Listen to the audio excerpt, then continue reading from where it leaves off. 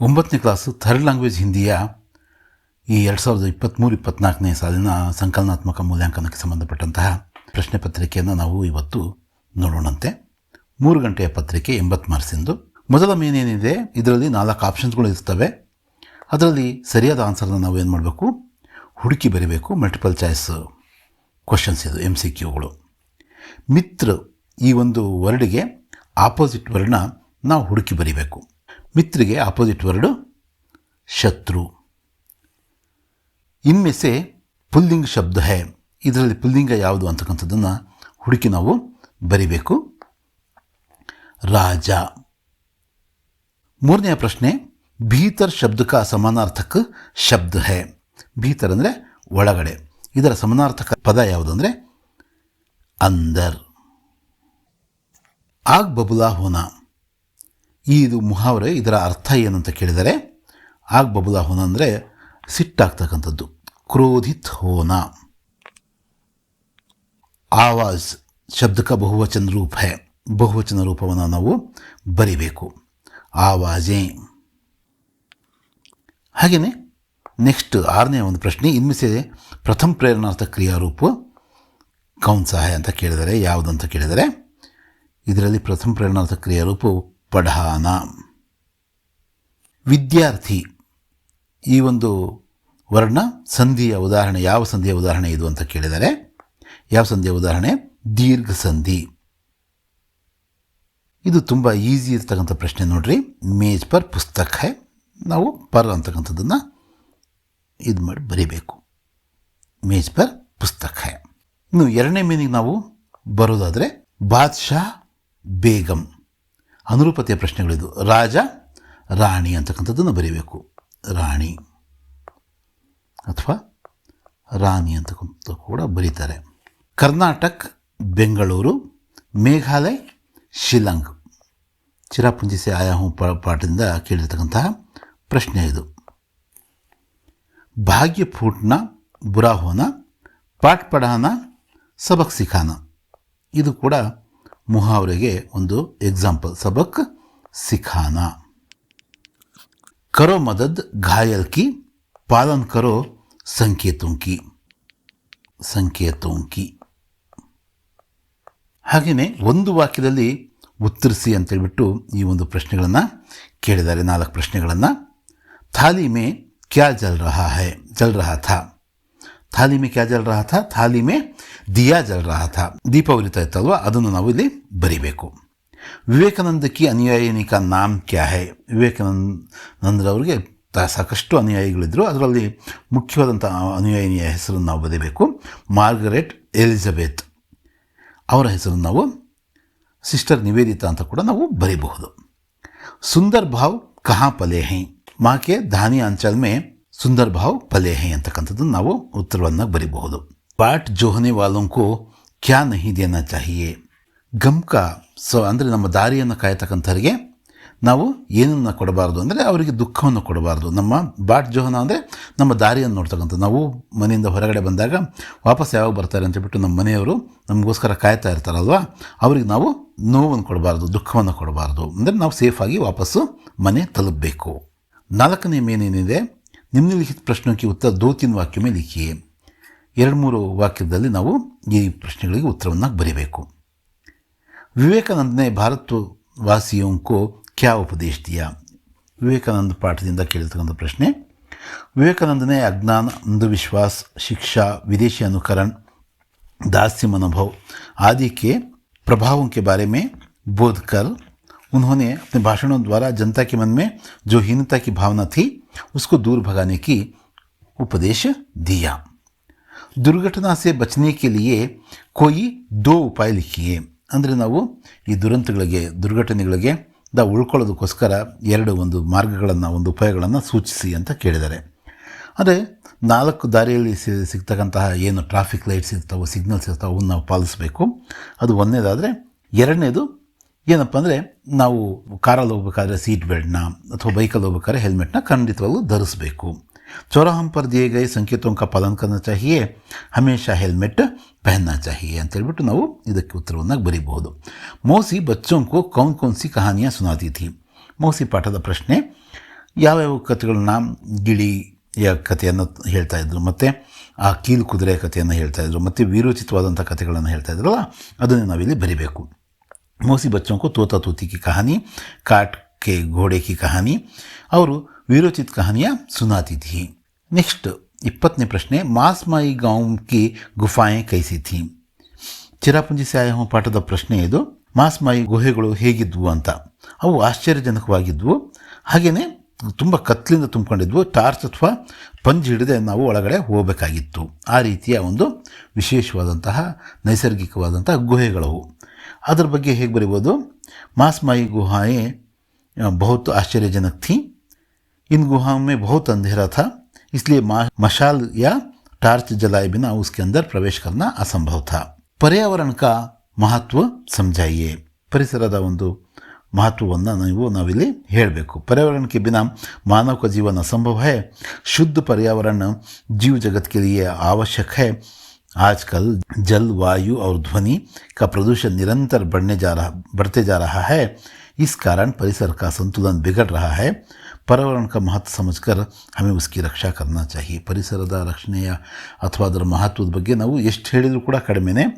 ಈ ಶುದ್ಧವಾದಂತಹ ಜೀವ ಜಗತ್ತಿಗೆ ಶುದ್ಧವಾದಂತಹ ಗಾಳಿ, ನೀರು ಮತ್ತು ಸೌಂಡ್ ಪೊಲ್ಯೂಷನ್ ಅಂತಾರೆ, ಅದರಿಂದ ದೂರ ಇರಬೇಕಾದಂಥ ಅವಶ್ಯಕತೆ ಇದೆ. ಮತ್ತು ಈ ಪರಿಸರವನ್ನು ತುಂಬ ಸಮತೋಲನವಾಗಿ ನಾವು ಕಾಪಾಡ್ಕೋಬೇಕಾಗಿದೆ. ಬ್ರಾಹ್ಮಣ ಕೆ ಘರ್ ಮೇ ಸಬ್ ಲೋಗ್ ಕ್ಯೂ ರೋ ರಹೆ ಥೆ. ಭೀಮ और ರಾಕ್ಷಸ ಪಾಠದ ಪ್ರಶ್ನೆ ಇದು. ಎಲ್ಲರೂ ಯಾಕೆ ಹೇಳ್ತಾ ಇದ್ರು ಅಂದರೆ, ಅವತ್ತು ಅವರ ಸರದಿ ಇತ್ತು. ಆ ಬಕಾಸುರನಿಗೆ ಒಂದು ಗಾಡಿ, ಅನ್ನ, 2 ಎಮ್ಮೆ ಅಥವಾ ಕೋಣ ಮತ್ತು ಒಬ್ಬ ಮನುಷ್ಯನನ್ನು ಕಳಿಸ್ಬೇಕಾಗಿರ್ತಕ್ಕಂಥ ಒಂದು ಸರದಿ ಇವ್ರದ್ದಾಗಿತ್ತು ಇವತ್ತು. ಹಾಗಾಗಿ ನಮ್ಮಲ್ಲೊಬ್ಬರು ಹೋಗ್ಬೇಕಲ್ಲ ಅಂತೇಳ್ಬಿಟ್ಟು ಅವರು ಅಳ್ತಾಯಿದ್ರು. बकासुर को खाने ले जाने की बारी ब्राह्मणों की थी, इसलिए उनकी पत्नी और उन्होंने दोनों बकासुर के पास जाने के लिए बहस कर रहे थे और इसलिए ब्राह्मण के घर में सब लोग रो रहे थे ಅಂತೇಳ್ಬಿಟ್ಟು ಬರಿಬಹುದು. ಬಾವು ಭಾಯಿನೇ ಕಿನ್ ಕಿನ್ ಸೆ ಮದದ್ ಮಾಂಗಿ. ಬಾವು ಭಾಯಿ ಅವರು ಯಾರ್ಯಾರಿಂದ ಹೆಲ್ಪ್ನ ಕೇಳ್ತಾರೆ ಅಂದರೆ, ಅವರು ಮರದ ಮೇಲೆ, ತೆಂಗಿನ ಮರದ ಮೇಲೆ ನೇತಾಡ್ತಾ ಇರ್ತಾರಲ್ವ ಆಗ. ಬಾವು ಭಾಯಿ ने पहले माली से और ऊंट सवार से अंत में घुड़सवार से ಮದದ್ ಮಾಂಗಿ. ಅವರು ಯಾರ್ಯಾರಿರ್ತಾರೆ ಅಂದರೆ, ಅಲ್ಲಿ ತೋಟದ ಮಾಲಿ ಯಾರಿರ್ತಾನೋ ಆತನಿಗೆ ಹೆಲ್ಪ್ ಕೇಳಿದರು, ಆತ ನಿರಾಕರಿಸ್ತಾನೆ. ಮತ್ತು ಮೊದಲು ಒಂಟೆ ಸವಾರನ ಹತ್ರ, ಆಮೇಲೆ ಕುದುರೆ ಸವಾರನ ಹತ್ರ ಅವರು ಹೆಲ್ಪ್ನ ಕೇಳಿದರು. कल्पना का जन्म कहाँ हुआ था और कल्पना को प्यार से क्या कहा जाता है? कल्पना का जन्म हरियाणा के करनाल नगर में हुआ था. कल्पना चावला को प्यार से अंतरिक्ष परी कहा जाता है. नेक्स्ट प्रश्न, निम्नलिखित प्रश्नों के उत्तर 3-4 वाक्यों में लिखिए. भाई को गिरते देखकर बहन ने क्या किया? गुलाब सिंह ಪಾಠದ ಪ್ರಶ್ನೆ ಇದು. ತನ್ನ ಸಹೋದರ ಬೀಳಬೇಕಾದ್ರೆ ತಂಗಿ ಏನು ಮಾಡಿದ್ಲು? बहन ने भाई को गिरते देखा, वह दौड़ पड़ी. भाई खून से लथपथ पड़ा था, वह पुकारती रही, भैया भैया. विवेकानंद ने जनता को ललकार कर क्या कहने को कहा? प्यारे देशवासियों, वीर बनो और ललकार कर कहो कि मैं भारतीय हूँ. अनपढ़ भारतीय, निर्धन भारतीय, ऊंची जाति का भारतीय, नीच जाति का भारतीय, सब मेरे भाई हैं. उनकी प्रतिष्ठा मेरी प्रतिष्ठा है, उनका गौरव मेरा गौरव है. ಇದೆಲ್ಲವನ್ನು ಕೂಡ ವಿವೇಕಾನಂದ ಅವರು ಹೇಳಿದರು. बकासुर क्या काम करता था और उसके बदले में वह क्या लेता था? ಬಕಾಸುರ ಏನು ಕೆಲಸ ಮಾಡ್ತಾ ಇದ್ದ, ಅದರ ಬದಲಿಗೆ ಆತ ಊರನವರಿಂದ ಏನನ್ನು ತಗೊಳ್ತಾ ಇದ್ದ? ಬಕಾಸುರ ಹೇಳೋದಕ್ಕೇನೋ ಏಕಚಕ್ರ ನಗರದ ರಕ್ಷಣೆಯನ್ನು ಮಾಡ್ತಾ ಇದ್ದ. ಅದರ ಬದಲಿಗೆ ಆತ ಒಂದು ಗಾಡಿ ಅನ್ನ, 2 ಕೋಣ ಮತ್ತು ಒಬ್ಬ ಮನುಷ್ಯನನ್ನು ಕೂಲಿಯನ್ನಾಗಿ ಪಡಿತಾ ಇದ್ದ. ಅದನ್ನು ನಾವಿಲ್ಲಿ ಬರೀಬೇಕು. बकासुर एक चक्र नगरी का रक्षा करता था, उसके बदले में वह लोगों से एक गाड़ी अन्न और 2 भैंसी और एक मनुष्य को लेता था.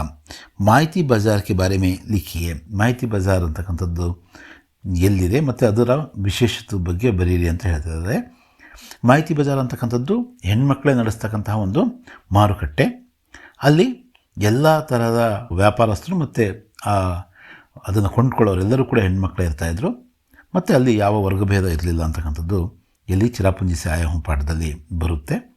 स्त्रियों का पूरा बाज़ार ही माहिती बाज़ार कहलाता है, यानी माँ का बाज़ार. स्त्रियां दिन भर सामान की बिक्री कर शाम को अपने अपने घर लौटती हैं। इस माइती बाजार में किसी प्रकार का वर्ग भेद नहीं है। हिमालय के बारे में कवि की भावना क्या है? भारत माता का हृदय हिमालय के समान बड़ा है, उसमें बहुत प्यार भरा है और स्नेह भरा है। वह अपने आंचल में आग दबाकर खुद दुख को सहन कर हम सबको हरा भरा रखता है। चौराहों पर दिए गए संकेतों को विस्तार बताइए। ಅಂದರೆ ಈ 4 ದಾರಿಗಳು ಸೇರಬೇಕಾದ್ರೆ ಅಲ್ಲಿ ಟ್ರಾಫಿಕ್ ಸಿಗ್ನಲ್ಸ್ ಇರ್ತಾವಲ್ವ, ಅದರ ಆ ಸಂಕೇತಗಳ ಬಗ್ಗೆ ತಿಳಿಸಿರಿ. ಅಂದರೆ ಏನಿರಬೇಕು, ಗ್ರೀನ್ ಇದ್ದಾಗ ನಡಿಬೇಕು, ಕೆಂಪಿದ್ದಾಗ ನಿಲ್ಲಬೇಕು, ಮತ್ತು ಎಲ್ಲೋ ಬಂದಾಗ ನಾವೇನು ಮಾಡಬೇಕು, ರೆಡಿ ಆಗಬೇಕು. ಇದನ್ನೇ ಇಲ್ಲಿ ಹೇಳಬೇಕು ನಾವು. हरी पर चलना है, लाल पर रुकना है और पीली पर सचेत रहना है निकलने के लिए. ಪರಿಸರ ರಕ್ಷಾ के लिए हमें क्या क्या करना चाहिए? ಪರಿಸರದ ರಕ್ಷಣೆಗೋಸ್ಕರ ನಾವು ಏನನ್ನ ಮಾಡಬೇಕು ಅಂತ ಇಲ್ಲಿ ಕೇಳಿದರೆ, ಇದಕ್ಕೆ ನಾವು ಉತ್ತರವನ್ನು ಹೀಗೆ ಬರೀಬೋದು. एक वृक्ष अगर कट जाता है तो उसके बदले में 11 वृक्ष लगाना चाहिए. रोज़ एक वृक्ष हमें लगाना है और ऐसा ಶಪಥ ಲೇಕರ್ ಕಾರ್ಯ करना है. ಅಂದರೆ ಒಂದು ಮರವನ್ನು ಕಡಿಬಾರ್ದು, ಅಕಸ್ಮಾತ್ ಕಡಿದ್ರೂ ಕೂಡ ಅದರ ಬದಲಿಗೆ ಸಾಕಷ್ಟು ಮರಗಳನ್ನ ಅಥವಾ ಸಸಿಗಳನ್ನ ನೆಡ್ತಕ್ಕಂಥ ಒಂದು ಕೆಲಸವನ್ನು ನಾವು ಮಾಡಬೇಕು. ಇದು ನಿರಂತರವಾಗಿ ನಡಿಬೇಕಾದಂಥ ಪ್ರಕ್ರಿಯೆ ಅಂತ ಇಲ್ಲಿ ಹೇಳಿದ್ದಾರೆ. निम्नलिखित पद्य का भावार्थ अपने शब्दों में लिखिए. ध्वनि, मिट्टी, जलवायु आदि जीव जगत के मित्र सभी, इनकी रक्षा करना अब कर्तव्य हमारा. शोर और मिट्टी का संकट. ಇಲ್ಲಿ ಶುಕ್ಲಜಿ ಅವರು ಬರೆದಿರ್ತಕ್ಕಂಥ ಇದರಲ್ಲಿ ನಮ್ಮ ಇಲ್ಲಿ ಸೌಂಡ್ ಪೊಲ್ಯೂಷನ್ ಬಗ್ಗೆ ಮತ್ತು ನಮ್ಮ ಮಣ್ಣಿನ ಪೊಲ್ಯೂಷನ್ ಬಗ್ಗೆ ಮತ್ತು ಇಲ್ಲಿರ್ತಕ್ಕಂಥ ಏನು ಜಲವಾಯು ಅಂತಾರಲ್ವ ಅದ್ರ ಬಗ್ಗೆ ಮಾತಾಡಿದ್ದಾರೆ. ಇವನ್ನೆಲ್ಲವನ್ನು ಕೂಡ ರಕ್ಷಣೆ ಮಾಡಬೇಕಾದಂಥದ್ದು ನಮ್ಮ ಕರ್ತವ್ಯ. ಇವು ನಮ್ಮ ಮಿತ್ರರಿದ್ದ ಹಾಗೆ, ಇವುಗಳನ್ನ ರಕ್ಷಣೆ ಮಾಡಬೇಕು, ನಾವು ನಮ್ಮ ಕರ್ತವ್ಯ. ಈ ಒಂದು ಗಲಾಟೆ ಅಂತಕ್ಕಂಥದ್ದು ಮತ್ತು ಈ ಮಣ್ಣಲ್ಲಿ ಈ ವಿಧವಾದಂತಹ ರಾಸಾಯನಿಕಗಳು ಸೇರಿ ಏನಾಗ್ತಾವೋ, ಏನು ಪೊಲ್ಯೂಷನ್ ಆಗ್ತಾ ಇದೆಯೋ ಅದನ್ನು ನಾವು ತಡಿಬೇಕು ಅಂತ ಇಲ್ಲಿ ಕವಿಗಳು ಹೇಳಿದ್ದಾರೆ. ಅದನ್ನು ನಾವಿಲ್ಲಿ ಬರೀಬೇಕು. प्रस्तुत कविता में शुक्ल जी कहते हैं, ध्वनि, मिट्टी और जलवायु आदि सभी जीव जगत के मित्र हैं. इन सभी का रक्षा करना हम सबका कर्तव्य है. कोलाहल की आवाज़ और मिट्टी के संकट हम सब मिलकर दूर करना चाहिए.